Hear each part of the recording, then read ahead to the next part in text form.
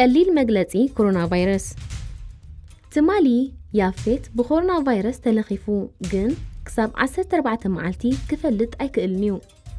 ያፌት ጥዑይ ኢሉ ዝሓስብ ግን ንመዓልቲ 10 ሰባት እዩ ዝለክፍ ዘሎ ገዛ ስልቹና ብምባል ደገ ይውዕል እሞ ብመጠኑ 10 ሰባት ይለክፍ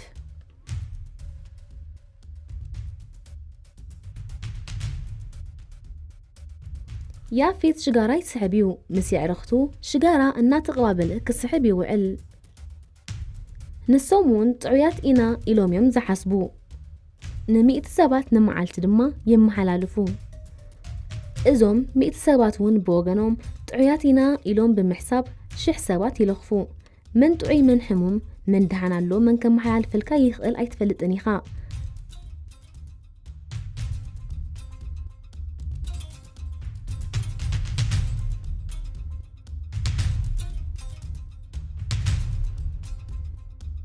ኣብ ገዛኻ ምውሻብ ወይ እውን ደገ ዘይምውፃእ ትርጉሙ በሪህልኩም ዶ